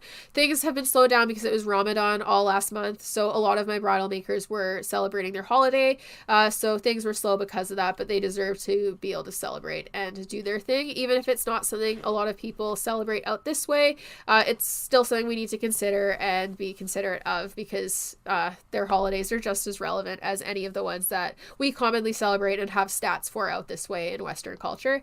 So that kind of delayed things, but things will be up and running soon again, and we will be having that restock come in soon. I'll announce the date for the official release of like all the restocked bridles so that people can be ready to order and know when it's coming out. But just know that they're on their way, and things were just delayed because of the holidays and whatnot. So it's been kind of a little slow going, which is also kind of why I'm like, oh my God, I need to move inventory, because like I have money in inventory that is not here yet, which means I can't get my money back out of it by starting to sell it yet. Check out the products, check out the website. If you're interested in the Patreon, there's lots of tutorials on there, and you can get access to free training help. I also do online consults that you can check out on my website, milestoneequestrian.ca, if that is something that you are interested in. That anything helps. Sharing the stuff helps. Sharing all my links helps, and just like interacting with my posts helps, because it just helps them get seen more. All that stuff helps, and I really appreciate all the help and support people have already given. It means a ton to me, and you don't know how much I appreciate it. It's very humbling, and I'm thankful to have such like a great following of amazing people, and also know that Milo is so loved and cared for and valued. So here's to hoping that the MRI goes well. I'm gonna just proceed to have a panic attack until we do know what's going on, because I just want to know. I can invent so many worst case scenarios in my head, so until I actually have the answer, it's really hard to just be like, okay, I feel good about this. That's kind of where we're at now. Check those things out if you're interested, and share my videos, share the posts on Instagram, and just, you can show your support through commenting and sharing as well, because that just helps with like revenue and whatnot. Also, I have an ebook that I have released. I'll leave the link to order that down in the description as well if anyone is interested. It's about it's about my story with how I altered my training methods, and kind of like a bit of like where I came from and how Milo changed that, and just different views on training and how to help horses, and a rundown on like different types of methodologies and how to understand behavioral science basics and how horses think. So you can check that out. It is linked down below in the description. The book is called Horse Harmony. I have a marketing firm that is doing all the marketing and whatnot for me. So if you've seen it anywhere, it is not a scam. It is me. I've had a few people ask because I don't really know where they're posting it, because I'm way too busy to be involved in that, so they're handling it.